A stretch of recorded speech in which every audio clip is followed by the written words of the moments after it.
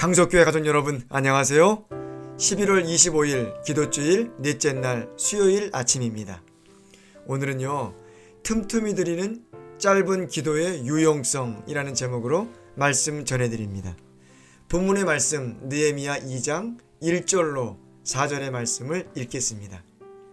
아닥사스다 왕 20년 니산월에 왕의 앞에 술이 있기로 내가 들어 왕에게 드렸는데 이전에는 내가 왕의 앞에서 수색이 없었더니 왕이 내게 이르시되 네가 병이 없거늘 어찌하여 얼굴에 수색이 있느냐. 이는 필연 내 마음에 근심이 있음이로다. 그때에 내가 크게 두려워하여 왕께 대답하되 왕은 만세수를 하옵소서. 나의 열조의 묘실 있는 성읍이 이제까지 황무하고 성문이 소화되어 싸우니 내가 어찌 얼굴에 수색이 없사오리이까. 왕이 내게 이르시되 그러면 네가 무엇을 원하느냐 하시기로 내가 곧 하늘의 하나님께 묵도하고. 아멘.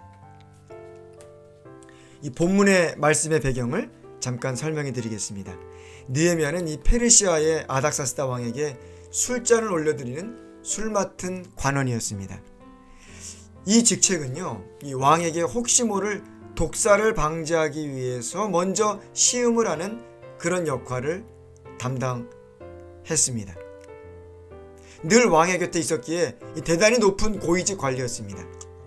이렇게 왕의 곁에 있는 사람들은 왕과 아주 가까이 지내기도 하지만 동시에 왕을 모반하여 언제든 암살할 수도 있는 그런 사람들이었기 때문에 가장 신뢰를 받으면서도 동시에 가장 위험한 인물도 될 수 있었습니다.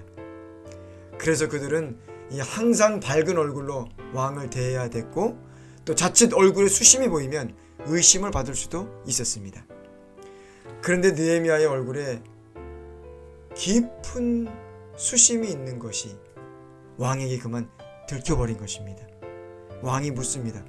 무슨 일로 그렇게 수심이 가득하느냐. 느헤미야는 크게 두려워합니다. 왕의 말 한마디에 목숨이 달아날 수도 있는 것이었으니까요.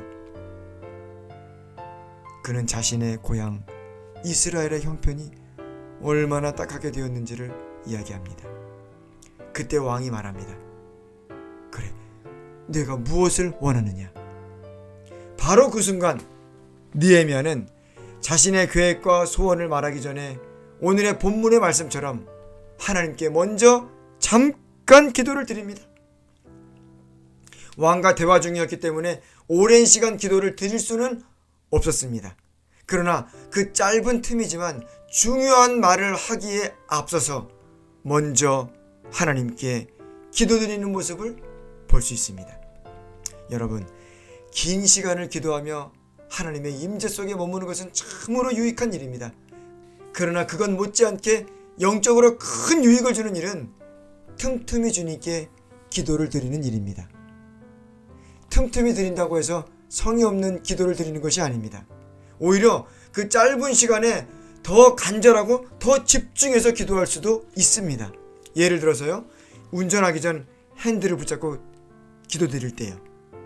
이 동숭한 사람들 때문에 긴 시간 기도할 수는 없지만 마음을 모아서 간절한 마음으로 기도할 수 있습니다.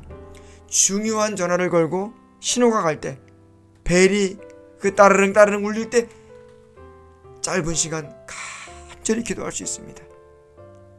기쁜 소식을 들었을 때요, 짧지만 순간적으로 하나님 감사합니다 기도할 수 있습니다. 이런 짧은 틈틈 기도가요, 계속 이어진다면 늘 주님과 동행하는 그런 느낌을 경험할 수 있을 것입니다. 우리나라 속담에도 티끌모아 태산이라는 말도 있지 않습니까? 그렇게 틈틈이 드리는 짧은 기도들이 하나님 앞에 상달되고 응답을 받을 때 우리의 영적 삶은 풍성한 축복을 누리게 될 것입니다. 느헤미야가 하나님께 묵도하고 왕 앞에 자신의 요구를 아랠 때 왕의 마음이 움직였습니다. 선지자 왕 632, 633쪽에는 이렇게 기록하고 있습니다. 유대 민족에게 미칠 중대한 결과가 이 요구에 달려 있었다. 느헤미야는 내 하나님의 선한 손이 나를 도우심으로 왕이 허락하였다고 말했다. 그렇습니다. 하나님의 은혜와 능력이 그곳에 임하여 왕의 마음에 감동을 주었던 것입니다. 중국에서 이 성공적인 선교를 하였던 허드슨 테일러에게 어느 날 어떤 사람이 찾아와서 다음과 같은 질문을 하였습니다. 선교사님이 선교사역에서 그렇게 성공할 수 있었던 비결이 무엇입니까? 그러자 테일러 선교사는 다음과 같은 유명한 대답을 했습니다.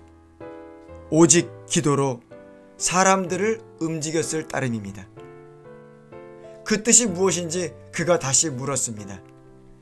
테일러가 다시 대답하기를, 저는 하나님으로 하여금 사람들을 움직이시도록 하였습니다. 당신도 당신의 힘으로 사람을 움직이려고 하지 말고 하나님으로 하여금 사람들을 움직이시도록 하십시오. 그렇습니다. 느헤미야는 자신의 힘으로 왕을 설득할 수 없었습니다.